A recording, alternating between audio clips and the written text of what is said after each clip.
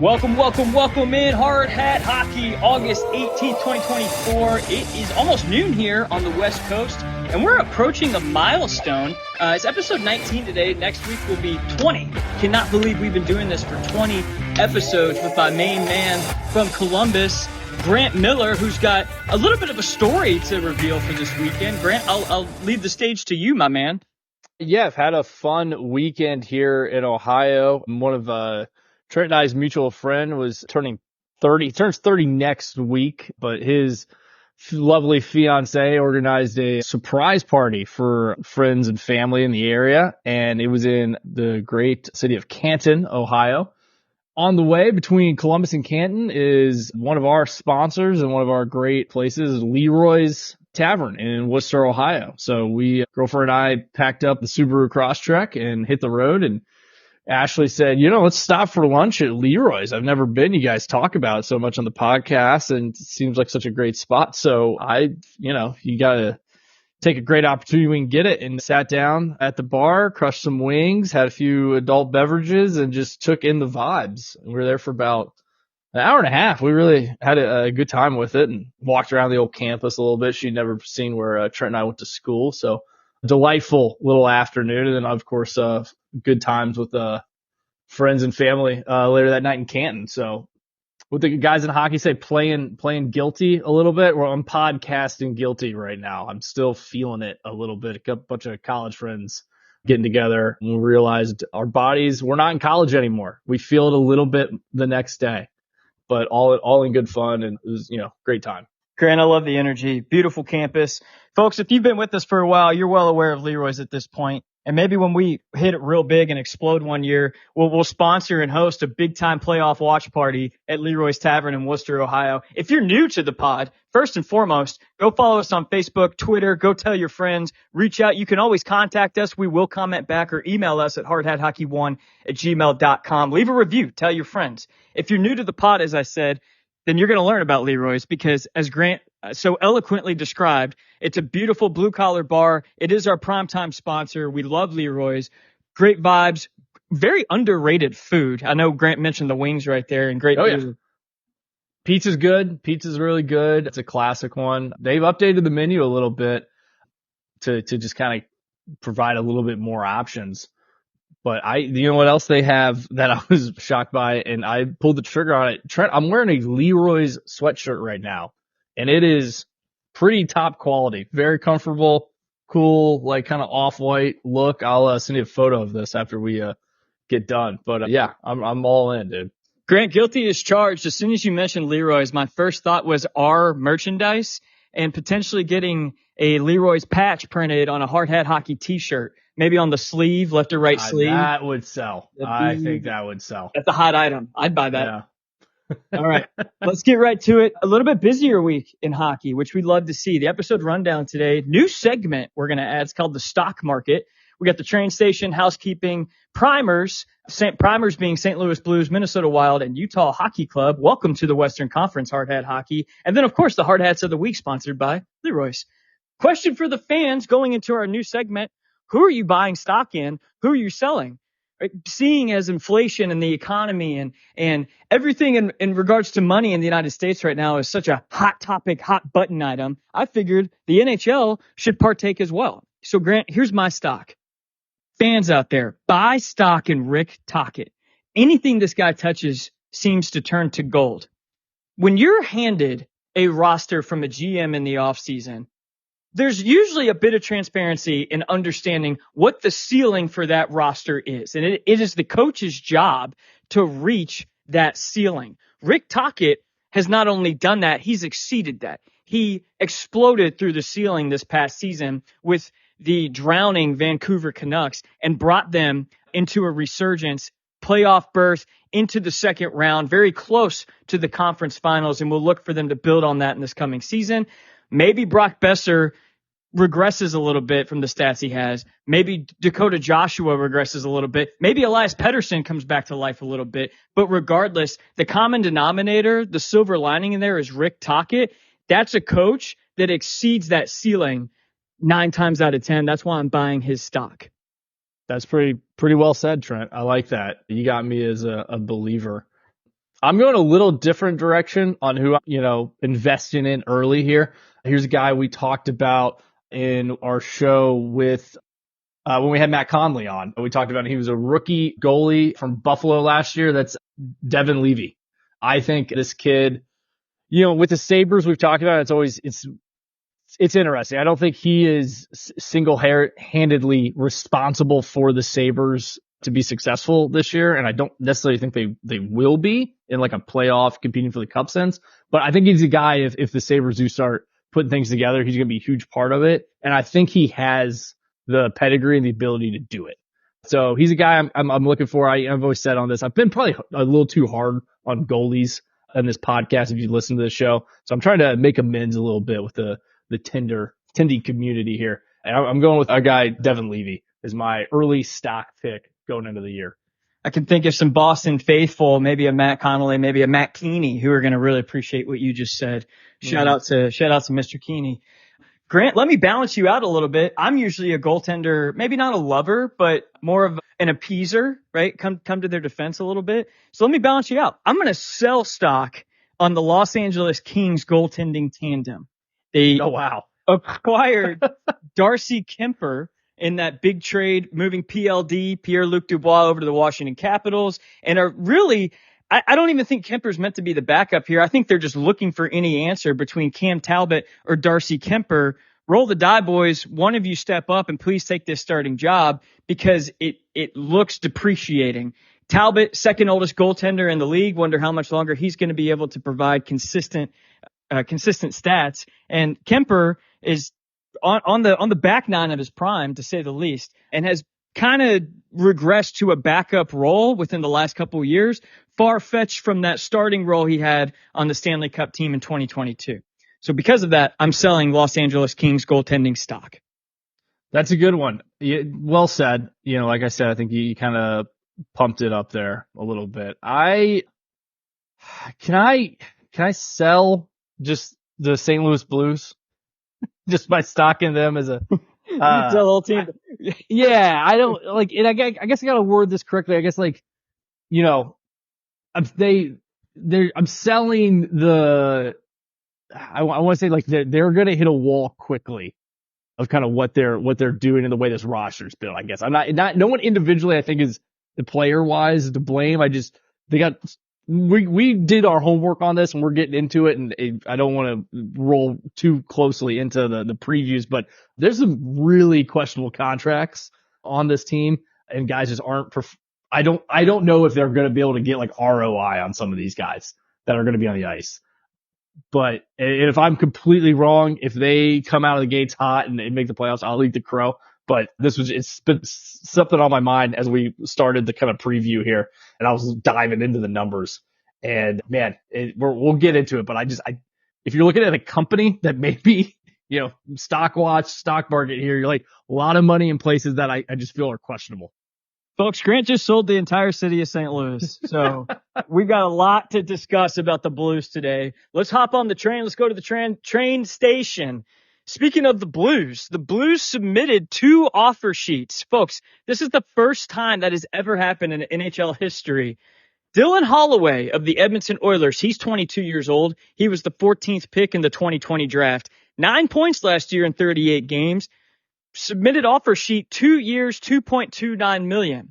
Philip Broberg also plays for the Edmonton Oilers, 23 years old. He was the 8th pick in the 2019 draft. Last year, 38 points in 49 games with Edmonton's AHL affiliate as well. So 2 guys that Edmonton has invested stock in that they would like to see in their future that now have offer sheets in play.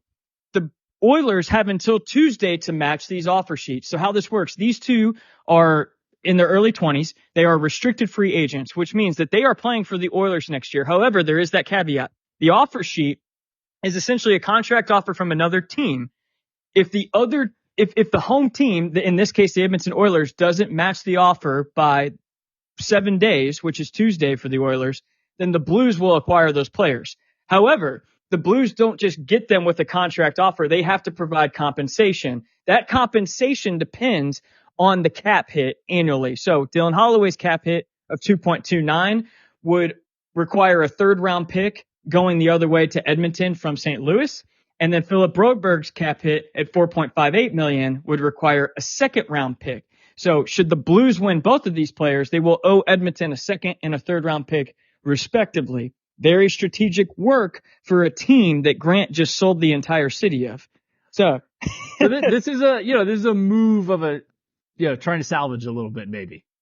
Trying to salvage a little bit. And the problem here is, so let's talk about outcomes. The Oilers have $7 million in the hole for cap space. So that's negative $7 million. To make either of these work, they're going to have to trade out. Now, there is a potential scenario.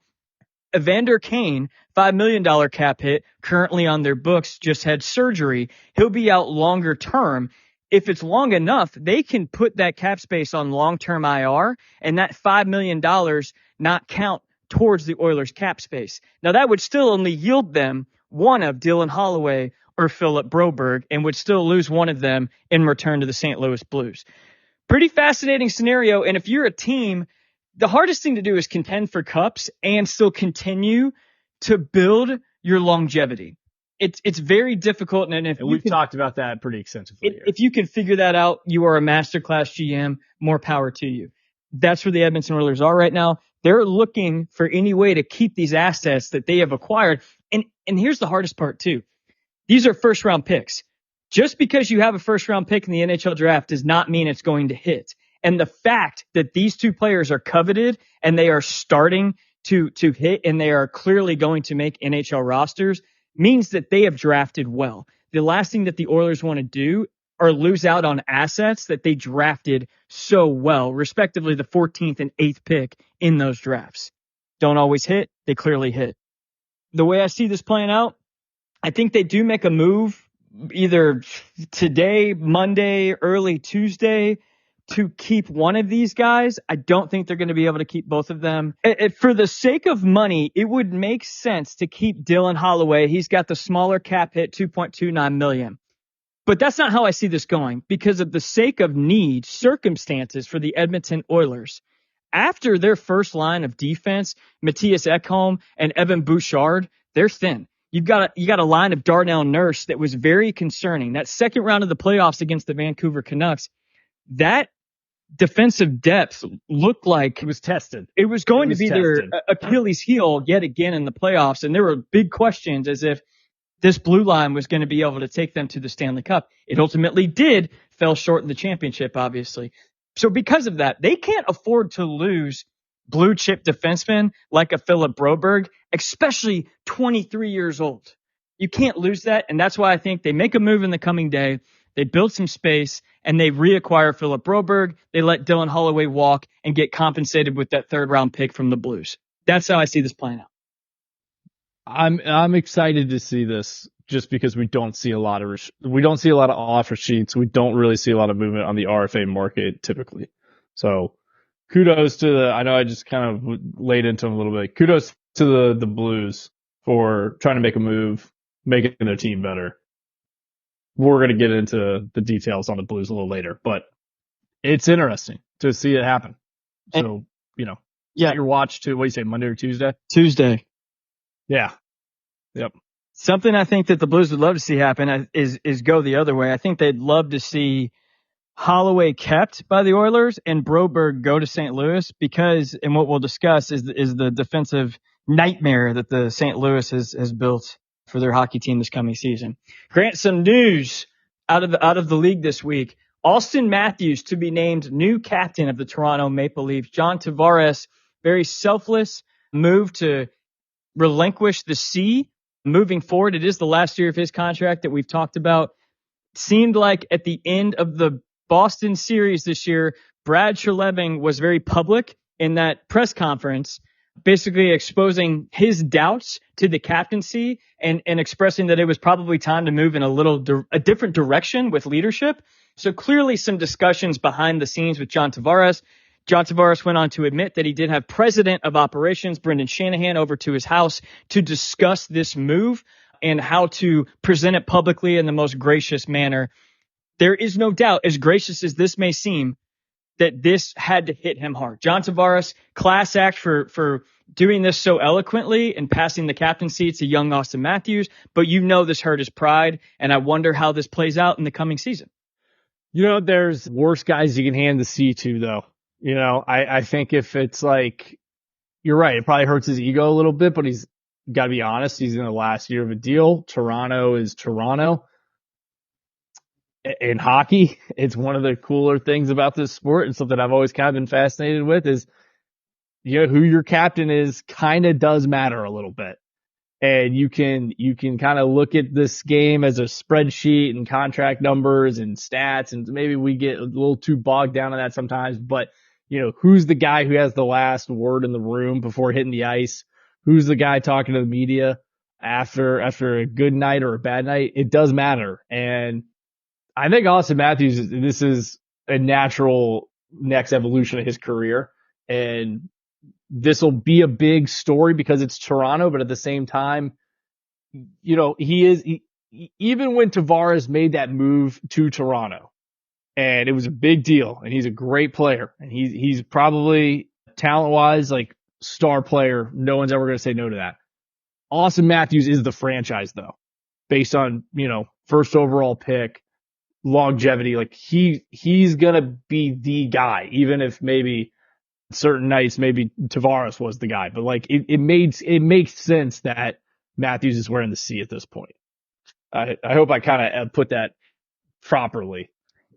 Because he's the franchise guy. He's the franchise player. Tavares was a great, marquee free agent signing that an organization like Toronto should be able to do because they are a huge market. But at the end of the day, it's Matthews' team. You nailed it. And you're absolutely right. This is a good move for the Toronto Maple Leafs as a whole. Tough for John Tavares, and mad respect for the way he handled it. Maybe he'll get an extension. Maybe he gets moved before the deadline. We've discussed them at length a couple episodes ago. Go check those out if you're interested in Toronto Maple Leafs primer. Smaller news, Jacob Vrana, prior Washington Capitals player, agrees to a paid tryout with the Washington Capitals. Sometimes you'll see this with older players who maybe are debating retirement. Maybe they have a little bit else to offer. It's one of those, come to camp, we'll see how it goes. Not a whole lot of pressure on the situation. And if it works out, it's a low risk situation for both parties. And we'll see how it goes. Maybe you can still give us value from a franchise perspective, from a player perspective. Hey, maybe I can still play a little bit. Maybe I love training camp invites like this. Yeah. I'm a big fan. I could talk myself into them just about every year.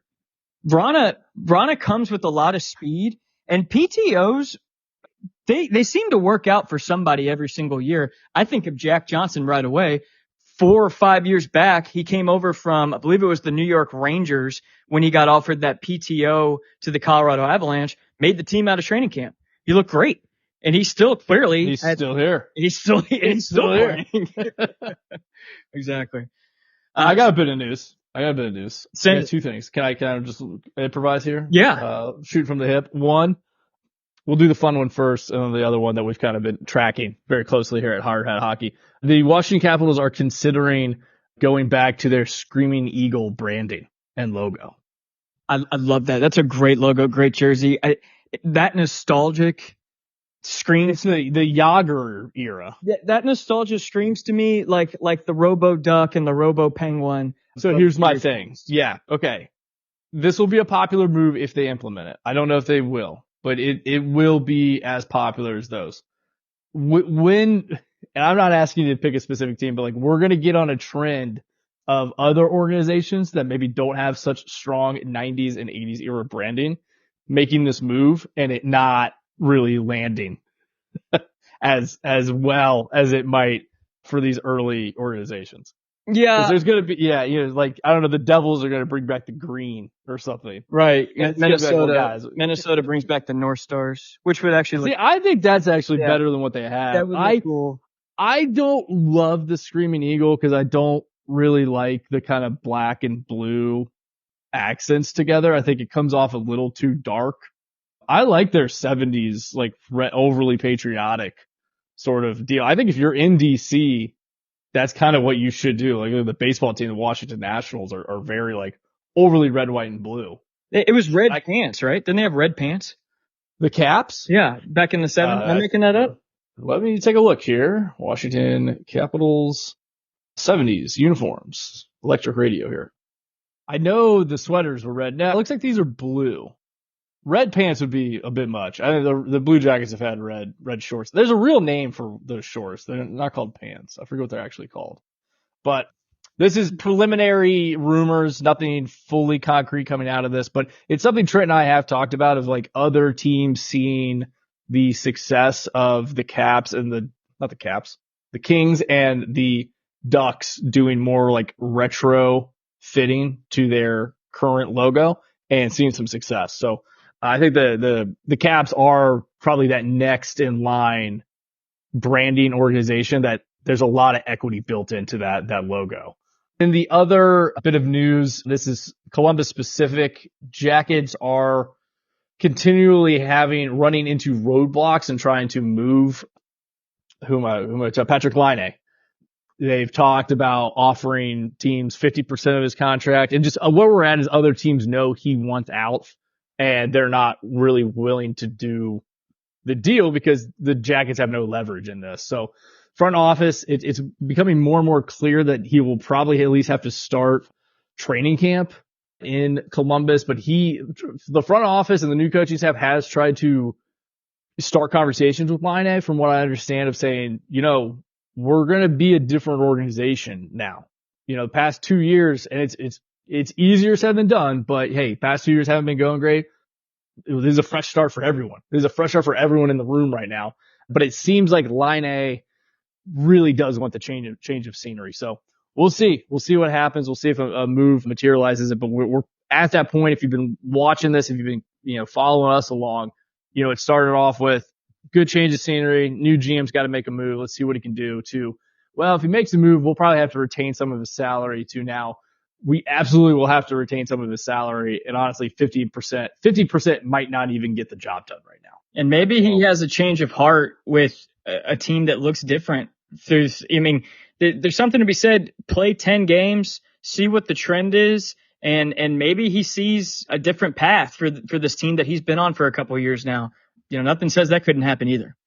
Yeah. And I think, the Jackets have a lot of rebuilding that needs to take place. We have a lot of things that we need to look at, from the goalie position to, who's playing center with Johnny, to keeping some guys healthy on the blue line. There's a lot of things that, maybe that all takes pressure off of Laine a little bit. Cause when he first got here, it was like, hey man, you're the star. If we're going to scrape our way into the playoffs, you're going to have to get like 40 goals. So maybe just within this kind of transition, things just become a little easier for him. And I don't know. That's kind of my thought. But if he wants out, you try to honor that, because I also think that the Jackets would be better positioned to maybe, just open up some spots for the younger guys coming in, truthfully. And that's not a slight onto Laine. He's been great here. And I think he's a great player, but we're not a team that's on the edge of the playoffs looking for, an added boost. We need to figure out what our identity is going to be for the next 4 or 5 years. And we're going to see what these young guys can produce to build that identity. It is awkward timing for him. And somebody who I think parallels that is a Kirill Kaprizov, like on a Minnesota Wild. Teams that aren't ready to capitalize and really go for it have players in their prime. And a Kirill Kaprizov is very similar to the Patrick Laine situation. You've got these potentially all-star talents. I don't think there's any question. Kaprizov is an all-star talent. Laine has been an all-star talent, that are just on teams that aren't ready to strike gold. So because of that, it is a bit of an awkward timeline and where they're at, because Laine's in his prime at this point. Okay, let's go to Pittsburgh. Very small move here. We won't spend long on it. Pens acquire Cody Glass, a 3rd-round pick and a 6th-round pick from the Nashville Predators in exchange for Jordan Fresca, ECHL player last season, 33 points in 40 games. Looks like on paper an exchange of prospects, and also Kyle Dubas acquiring some more draft capital in the process. So good for him. Out of NHL hockey news, reports that the NHL is looking for outdoor games in maybe a little more obscure territory. So out of the gate, They're looking at Utah Stadium, the Utah Utes, no secret here. Utah, Salt Lake City just announces the Winter Olympics for, I believe it's 2028. And then obviously the new Utah Hockey Club, who we're going to give a preseason primer to today, coming to Salt Lake City as well. So if Utah gets an outdoor game like 2-3 years into their existence and the Jackets have had to wait 25 years, I might get a little annoyed. I mean, Grant, I would say go ahead and bet on it. Just look at the Seattle Kraken. Didn't take one season for them to have that on the books. So, and given that, and I know that a lot of that wasn't the NHL's fault. I know a lot of it was local hurdles that they had to climb through here. But my goodness. And given that Salt Lake City is a town surrounded by snow-capped mountains, I would pretty much put the odds at 99%. To make any money back on that bet, you'd have to spend a lot. So I would go ahead and bank on that one. Another stadium they're looking at, SoFi Stadium in Los Angeles, home of the Rams. And then owned by Stan Kroenke. Exactly. Do you do Kings Avs in that game? I went to the last Kings Avs outdoor game at the Air Force Academy. Oh yeah. Novelty of it, very cool idea. The pageantry leading up to the opening face-off was pretty electric. I mean, it was an air show. It wasn't just one flyover. It was air show galore during the warm-up. So that was really cool. They had a really good idea. The problem was, if you're familiar with military bases, they are strategically designed for every entry has one exit. One road in, one road out. Which means ingress was not great. When you bottleneck thousands of fans onto a military base, it becomes a problem. And that's exactly what happened. Luckily, we left midway through the third period, foreseeing that to play out, and missed what was reportedly 4 hours of traffic getting off Air Force Academy. My goodness. Yeah. So we'll see if SoFi Stadium comes to be. And then the last one they're considering to really ignite the the current rivalry between the Panthers and the Lightning, Florida Marlins Stadium. And they like it. Problems with the Florida outdoor game, naturally, are the humidity and the temperatures. They like that location because of the retractable roof. So look for that as a potential option. The conditions would still have to be just right, in my opinion, for this ice to be in a suitable place to play. But this is an option if they strike gold in January timeline. So we'll see how it goes. Big picture here, we don't need to, this is kind of an ongoing conversation maybe we can have as we get closer to the Jackets outdoor game that I know we're excited for, but like, are these outdoor games losing their luster a little bit? Because it's been a long time. We've been doing this for a long time. Some of them really do hit.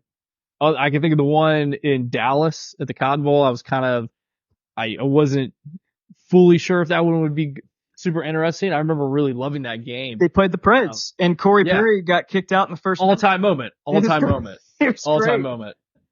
I went to the outdoor game at Notre Dame Stadium and had a blast. But this is one of those things that I think the NHL struck gold on it back in like 2007, 2008. And I feel like they can't walk away from the table right now with this because it is, I hesitate to call it a gimmick, but it is their one kind of play to really push into the casual sports market every time it comes around. Another stadium I didn't list here, but I'll go ahead and tell you now. It's Strawberry Stadium in Stockholm, Sweden. So going off of what you're saying, it's this continued push globally to expand into massive exposure everywhere for the league. And from a fan perspective, I agree with you. It probably is getting a little gimmicky and maybe a little old, losing its novelty a little bit. You looked at the TV ratings since we had outdoor games, began 20 years ago. It's only declined in terms of viewership. However, from an NHL perspective, huge money opportunity. Well, the in-person attendance, I think, is still pretty strong. Yeah. That's where it's like, what does the league offices in New York value more? The in-person attendance, the, digital impressions, how much, marketing dollars does it generate? Like, how much can you charge for a banner ad on an outdoor stadium compared to a, standard inside arena? you could probably get a little bit more bang for your buck. But you're right. The TV ratings are not the best with it sometimes. But at the same time, like, I don't know how important TV ratings are going to continually be as we go more and more non-traditional with the TV viewing. Side note, there was the sports cable package. It's not like cable, but the sports package with Fox, ESPN, and Turner that was reportedly set to debut has been blocked by a federal court judge they want to investigate to see if it complies with monopoly laws, or you can't just have, large companies running everything. So that does affect the NHL with their TV deal being with both TNT and ESPN, oddly enough. So not a great sign for their TV setup right now, but something maybe we keep an eye on. Small tip, and then we'll tie up the outdoor stadium conversation. Golden nugget here. If you're a fan looking to go to an outdoor game, just take my professional advice here. If it's an outdoor game in a baseball stadium, go ahead and pass on that. The views are not great. You're going to struggle to see that ice. If it's an outdoor game in a football stadium, you're really not sacrificing that much. It's still a pretty good view, and you'll have a better time, in my opinion, with being able to access good sight lines. And I know from experience, saw the Avs play the Kings, as I said, at Air Force Academy. Also saw the Avs play the Red Wings at Cougars Field, and one was definitely better than the other. That's interesting. All right. Good. That's a good tip. Like I said, I've only been to the one in Notre Dame, which was a football stadium. Had a blast. I got to buy my tickets for the one here in the shoe, which seems like it might be a little pricey, but we'll pay the premium because we're excited for it. Grant, as one of the hosts of Hard Hat Hockey, I think we can all agree we would all be shocked if we didn't see you on the field for that game. Potentially even on the fifth line. I don't know. Well, like I said, we got to see what the ticket options are, what the reception is by the fine folks, the Blue Jackets PR and marketing. But we're excited for it. It's in March, so it's not one of these like Christmas, New Year's Eve ones. So it might be the weather. I don't want to get ahead of myself because it's Ohio weather, but it's not going to be. It might not be the traditional snowing, goalies are wearing toques on the top of their helmet. The coaches look like they're freezing. We don't know what we're going to get. I can tell you right now from having some time up in Northeast Ohio with you, it's going to be gray, and chance of precipitation is going to be at least 50. Yeah. Okay, Grant, let's go out west. Long overdue. The preseason primers for the Western Conference are finally here. And what better way to kick that off than the gateway to the West, baby, across the continental U.S. with the St. Louis Arch. I get such a nostalgic feeling thinking about being a pioneer, expanding Manifest Destiny out west, Grant. Will you go on this Oregon Trail with me and blaze this trail and preview these Western Conference teams with me? Yeah, I can't wait. Okay. This is going to be a fun division. Okay. St. Louis Blues finished 5th in the Central last season. GM Doug Armstrong, head coach Drew Bannister. They're working with $7 million in cap space. Notable moves this offseason. They signed Alexander Texier after that trade with the Columbus Blue Jackets to a 2-year by $2.1 million deal. Ryan Suter, still kicking, 1 year at league minimum, $775,000. Kasperi Kapanen, 1 by $1 million. Here's the big move. Pavel Buchnevich, 6 years, $8 million. And trades acquired Radek Faksa from the Dallas Stars for future considerations, and they traded Kevin Hayes in his $7 million contract, as well as a second-round pick to the Pittsburgh Penguins, also for future consideration. That was a good move. That was good. Maybe I was a little too hard on the Blues. Shedding the Kevin Hayes $7 million definitely. I mean, there's a reason they've got $7 million in cap space right now. So definitely gives them some flexibility, which is why they're going after on those offer sheets Philip Broberg and Dylan Holloway from the Edmonton Oilers, who, no secret, their combined cap space would put them very close to $7 million.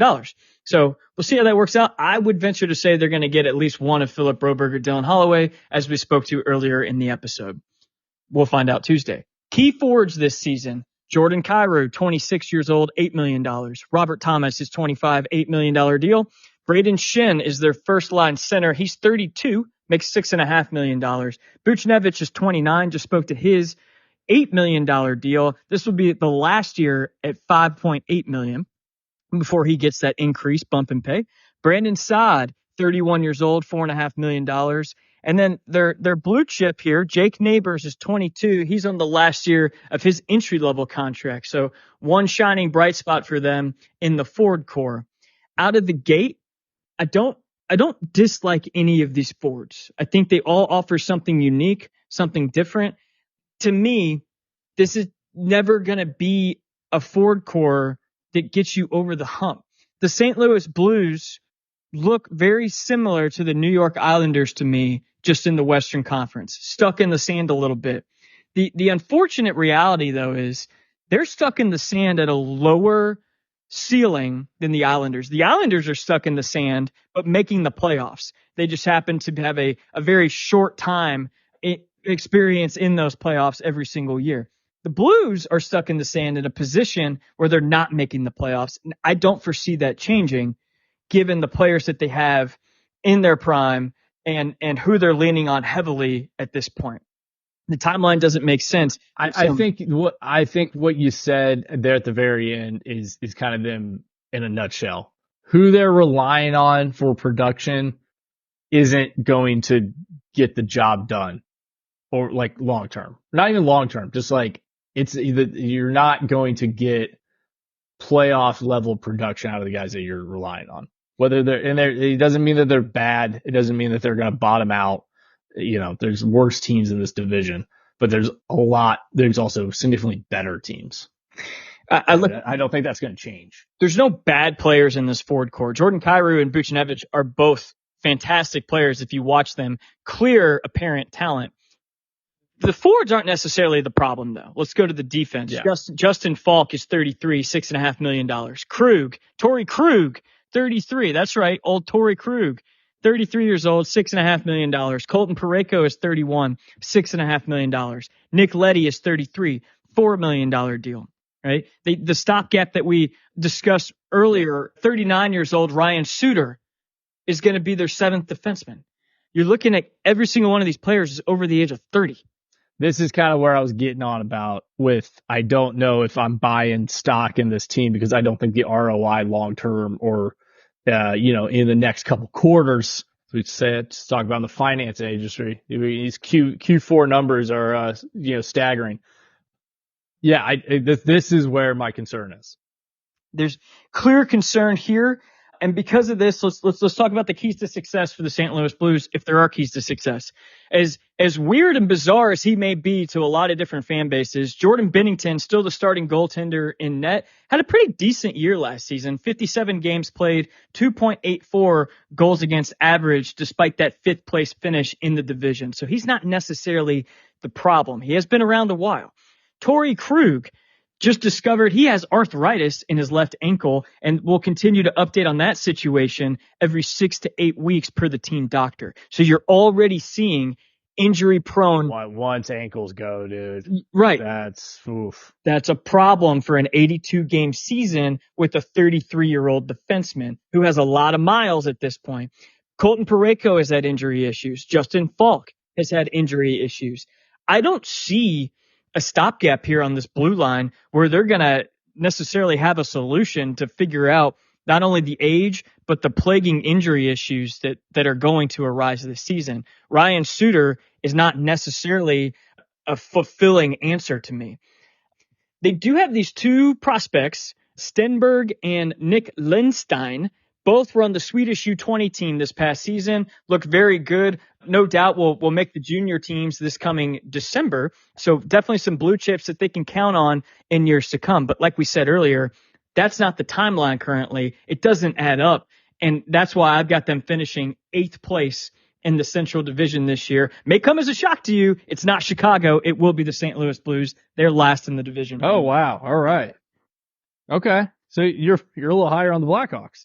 I am. I think the Chicago, I had to really rack my brain on this one. I think Chicago made enough noise and movement in the offseason. I think they got better, and I think this blue line for the St. Louis is going to be a real problem, Grant, and there's no answers in place here. And even with $7 million in cap space, it doesn't make a ton of sense for them to go out and trade draft capital to find a stopgap here. This team isn't going anywhere fast. So there's no reason to sacrifice future. I'm with you. Is Utah better than the Blues? 100%. As well? Okay. Yes. You want to do them next? Yeah, let's go into them. Yeah. Okay, let's go out. So St. Louis fans, I'm sorry. I like Jake Neighbors. I like how you've drafted the last couple of years. I do think you have nice pieces that will come to fruition. Right now, though, this is clearly not the team for Stanley Cup success, let alone making the playoff success in a very tough Central Division. Speaking of tough, Central Division only got tougher. Utah is making its way into the league. We talked about them as a Salt Lake City is a new and budding. Grant, I know this pisses you off. It seems like all the new teams, for whatever reason, we hit the 2020s, and man, these new babies in the league just get treated like gold. Now, Utah, not your traditional expansion team. They essentially were just moved over from the Arizona situation, which we've drilled and talked about at length. Hopefully Phoenix gets a well-deserved hockey team in years to come. I digress. Utah is here. Salt Lake City is here. Hockey is here. They got the Winter Olympics coming, potentially an outdoor game. Last year, this roster, which was the Coyotes, so bear with me as we kind of jump back and forth in our references. The Coyotes finished 7th in the Central Division. GM, Bill Armstrong. Head coach, Andre Tourigny. Cap space, they're working with $10 million. Notable moves this offseason. I don't typically put entry-level contracts on our notable moves, but I had to put this one on there because it's close to home. TJ Iginla, son to Jerome Iginla. I wonder if he at any point gets called up this season. We'll see. They signed center Barrett Hayden. He's 24 years old, 2-year, $2.6 million deal. They traded 2 second-round picks for John Marino coming over from the New Jersey Devils, and they traded J.J. Moser, Connor Geekie, and a second-round pick to the Tampa Bay Lightning for defenseman Mikhail Sergachev. Key forwards, up-and-coming team that's going to be fast and going to score. Clayton Keller is 26, $7 million. Nick Schmaltz, 28, $5.8 million. Logan Cooley, Josh Doan, and Dylan Gunther, all blue-chip prospects, all on their entry-level contracts. And the fact that you got a team with this many ELCs on the team is very good for promise in years to come. All expected to be in the lineup out of training camp. And Barrett Hayden, as we mentioned, he's 24, will be potentially the starting center. On defense, they got better. And this defense will be hard to play against. I know you said we didn't want to kind of belabor the point too much on this and go back and forth. I just want to say it is a shame that a lot of these young guys are coming to maturity. The fruits of the labor are blossoming, not in Phoenix, not in Arizona, after what the diehard fan base, which, we could kind of get into, how many fans were there. There were a lot of hockey fans in that area over the course of time. It's a shame that the quality of this team seemingly is going to take a step in the right direction after they move. And that fan base, to your point, had to go through the dark era. It had to go through the dark ages, man. It was some bad Phoenix teams, and they built and built and built, and it seems like it's finally here. And unfortunately, their time to shine has come the same year that they in a different state. They were moved to Salt Lake City. And when we say time to shine, I'm not going to pick these guys to make the playoffs, but I think they're going to be fun to watch. I think a young team with some speed. Give me that any day of the week. As a fan of a tepid, meddling franchise myself, I love a team that's got some hunger and is young and is firing. And I think that's, after we've kind of looked at this and done some homework, that's what really jumps out from my computer screen to when I'm looking at Utah. The strength of this team is the blue line. You got Sergachev, 26 years old, $8.5 million. Sean Dursey is 25, $6 million deal. Athlete, leader. I watched that guy play against the Avs last year. He's a menace. I hate playing against him. John Marino over from, I almost said Pittsburgh. New Jersey Devils. He was there though, originally on Pittsburgh, and I still cannot believe Pittsburgh made that trade years ago. I digress. Can't believe it. We were talking 4 years ago about how good that kid was and how Pittsburgh just reloads. And Juuso Välimäki is 25, $2 million deal. So now you've got this top four. So I said that the clear strength is the blue line. That's not to say that they're not going to trade places. The forwards give this forward core 2 years, and that will be the strength of this team. The only reason it's not right now, it's just a little immature. They're young, but you better believe that this team was only trending upward. We talk about seeing the path for teams that have maybe finished in bad positions. There is a clear path for this team. Connor Ingram, probably the starting goaltender. He's 27, $1.95 million. He'll have to continue to build on an .890 save percentage and 2.9 goals against average. Could go back and forth between a tandem that they have playing out down there. I almost said Phoenix and Salt Lake City. The center depth is young. You're looking at Nick Schmaltz, who bounces back and forth between center and wing. He's 28. Or Barrett Hayden, who's 24. And then after that, you've got Dylan Gunther on that last year of his ELC. So somewhere in there, you're looking for your true 1C. One of those guys who's younger will have to step up and really grasp the reins and become the leader of that center depth. There's plenty of draft capital here, and you got $10 million in cap space. Yeah. So because of the promise of this team, the immaturity of the forwards, yet the stalwart attitude of this blue line with Sean Durzi and others, I think you go out and you add another solution at center. Doesn't have to be a guy who breaks the bank, but a clear solution. I'm just going to use this as an example, Grant. I'm not saying this is going to happen, but like a guy like Boone Jenner, who's on the back nine, but clearly has some veteran leadership and some game. That's who I go and target for an immature center depth, like the Utah Hockey Club at this point. And you got to sell a guy like that. It takes a special type of guy to want to be like a mentor or, a bridge player, really. Cause, typically guys like that want to maybe cup chase a little bit and all credit to them. So yeah, we'll see what they do with this draft capital and the cap space.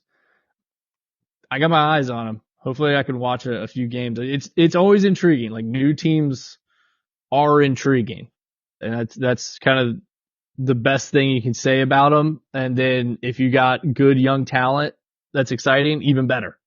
So we'll see what we got. My final key to success here is give the kid a call up. TJ Agenla at some point in the season, give him a look, give him a call up. You gave him his ELC, why not? This is a legacy. Right, this is a potential legend for this franchise, and Salt Lake City's gonna love this kid. So, if I'm a hockey fan in Utah, I'm buying his sweater. I'm buying his jersey early. 100%. Just put it in the closet, wear it to games. That's your guy. My final two notes on Utah. I know we're calling them a new team. To all the Phoenix Coyotes fans, I don't mean that as insulting, and I'm sorry. We love you all. Like I've said so many times, we are on your team. We're in your corner. We support you, and you deserve another shot at the NHL. You truly do. You got screwed over. My last point, and this might be ambitious, is where I see them in the standings. Grant, I got them fourth. Oh, wow. I got them. Okay. I got them fourth in the league. I think that is going to be good enough to secure a wild card spot. I said fourth in the league. That's crazy. Fourth in the Central. Yeah. I do. I don't see them there. I think they're probably sixth or seventh. Okay. And I could totally see that. Maybe the goaltending tandem doesn't figure it out. Maybe the immaturity of the forward core, doesn't come to fruition like we've talked it up. But I think this blue line is so strong that they're going to be such an anchor that they're going to be able to mitigate a lot of those issues and help the forwards through this growing pain. Best plan of action is they're really tough to play against at home, and they play good defense, and then, let the young guys just fly on the ice around there. And then on the road, maybe you try to limit damage. That's the other thing we didn't even talk about. At the Delta Center this year, as awkward as it's going to be for a hockey venue, they're going to get a home ice bump being the inaugural season. And just to note once more, there are plans in place already to build not just a new arena, but a whole arena district in downtown Salt Lake City. So look forward to that, all you Utah hockey fans. Okay, Grant, let's finish it up. Let's go up north. Let's go to Minneapolis, baby. The Twin Cities. I got the Minnesota Wild. They finished sixth in the Central Division last season. GM Bill Guerin, head coach John Hines. They've got $700,000 in cap space. next year, they're going to have 14 million more in cap space because this is, thank God, the last year of the buyout penalty from the Ryan Suter and Zach Parise deals. So all of Minnesota. Can someone make a movie on that? I know there's been good, like, kind of like YouTube documentaries or just, people in front, like, being, hey, this is what this happened. This team did this. But like, I want like a legit Hollywood production on that deal. And I'll help finance it. But it's just a fascinating glimpse into time and space. If you're not tracking, years ago, Ryan Suter and Zach Parise were bought out from their massive deals. Both. I want them signed. I want the movie to be about them signed. I want it to be like The Big Short. No, I know. I'm talking about the outcome. The outcome was they both cost $7 million penalties, resulting in $14 million in cap space that the Wild have not had for 4 years now? Yeah. And in the NHL, so much. If you're wasting $14 million in cap space, that you're not making the playoffs more often than not. And if you are, and they did make the playoffs a couple times. And so, yeah, Dean Evison, there you go. My guy. If you are, that means your coach is out kicking his coverage and deserves a pay raise, which is what your boy got in Columbus. I digress. Moves. This offseason, we talked about it. Rookie sensation Brock Faber got an $8 million extension. $8.5 million, was a Calder Cup trophy nominee behind Connor Bedard from Chicago. They re-signed Jake Middleton to a 4-year deal at $4.3 million. Yakov Trenin coming over from the Avs, 4 years, $3.5 million. And Marc-Andre Fleury signs what's probably going to be the last year of his career, 1 year, $2.5 million deal in net. Key forwards. We talked about Kirill Kaprizov earlier. Stalwart NHL All-Star every single year at this point, will be leaned on heavily. He's 27, $9 million deal. Matt Boldy, 23, $7 million deal. Joel Eriksson Ek, he's 27, $5.25 million deal. Mats Zuccarello, potentially still a first-line winger there, 36, $4 million. And then Marco Rossi, 22, last year of his entry-level contract. On defense, you got Jared Spurgeon, who's 34. Jonas Brodin is 31. Brock Faber is the guy to look for moving forward. And then Jacob Middleton, we just talked about his deal. In net, we talked about Fleury. He'll probably be the backup. Philip Gustafsson will have to improve. He's 26, 45 games played last year, .890 save percentage, so needs to be better moving forward. Keys to success here, Grant. Blue chip prospect Marco Rossi has to seize the reins a little bit of that center position. Behind Joel Eriksson Ek, there aren't a whole lot of answers, maybe behind like a Ryan Hartman, who at 29 years old, he makes, I think, $4 million. It doesn't offer a whole lot offensively. They need a guy who they've drafted and built up through the ranks to start to give back to a franchise who desperately needs some goals outside of Kirill Kaprizov. Kaprizov is leaned on heavily, and when he is the engine. He's the only thing that runs more often than not. And most notably because they've got $14 million in cap space that they can't spend. Yeah. Again, next year, this team's going to look very different. You're going to see an extreme improvement. But for this season, we're still working in handcuffs with that penalty. Because of that, I've got them 6. I still think there's some good players here. I like Matt Boldy a lot. Joel Eriksson. Oh, there's some really good players here. Yeah. Brock Faber is an immense talent. They're just missing a lot. There's not enough juice here to squeeze outside of Kaprizov. They don't get the goals that they need. And frankly, a contract I don't love, Yakov Trenin at $3.5 million. He was a 4th-line center this past season for both the Preds and the Avalanche. And they just gave him $3.5 million for 4 years. I don't love it. And so it's that was an interesting one. I know we talked. I think that was probably off mic. We talked about that when it went down. I got a bit of like a fun kind of. I know you're kind of rolling here, but I want a bit of like a prop bet between you and I. Marc-Andre Fleury played 40 games last year. I think that, if I'm looking at the stats correctly. Do you think he gets that this year? Over under 40 games? Under. Under? Yeah. Under. I wouldn't be shocked if he gets like close to that though, like 40, 42. Just out if they just feel like he's not there to start, but if he's just playing good, how do you tell that guy not to play? Yeah, I agree. Philip Gustafsson has yet to prove that he can handle an expansive workload, or expanded workload rather. So because of that, it'll be close to that 40 number, but I've got him just under because of age. I think we've seen a little decline in the last couple of years as the age has crept up to 40, closer to 40. Yeah, but it's crazy. I remember when he like left Vegas and we're like, well, this is probably it for Flower. And he's like still playing. And tip the hat to him, man. He's one of these guys that like hockey and the NHL and everything it's better with him involved. So Minnesota Wild fans, don't be mad at me. Don't hate me. I got you 6 this year because of the lack of depth and lack of goal scoring that we've seen. We need to see Marco Rossi step up. We need to see Philip Gustafsson step up. But most importantly, and most notably, you're going to have $14 million of extra space to go and spend money on to go get some more All-Stars to help Kirill Kaprizov. They just got to get through this year without too much damage. Yeah. So is it? I mean, they just have to like find a way to have a core of guys, which I think they have. It's budding. Like I see the vision, and they get that dead cap off there and start to kind of build an identity a little bit. Yeah. Agree completely. So with this here, our first hack at the Central standings thus far, we've got the St. Louis Blues in 8th place. We've got the Minnesota Wild in 6th. And then we've got the Utah Hockey Club. I had them in 4th. Grant. Yeah, I don't. I have them probably 6th or 7th.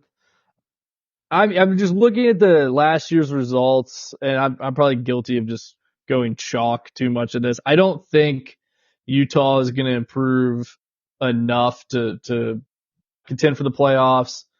I think the Wild will probably be not last, but I don't see any one of the teams that we talked about today making the playoffs. Okay.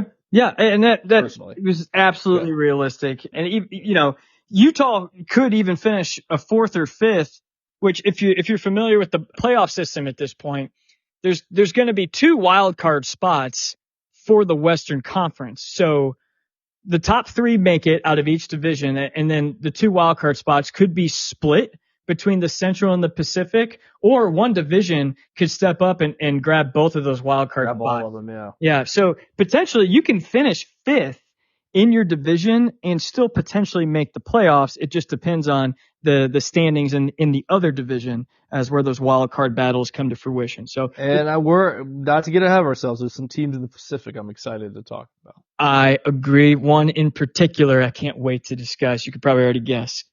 The Hard Hats of the Week are sponsored by Leroy's Bar. Located in the heart of Worcester, Ohio, Leroy's establishment has provided cheap pitchers and a safe haven for all of the Fighting Scots of Worcester since 1969. Make your reservations today. Which it sounds like with Grant's recent experience at Leroy's, you almost needed a reservation.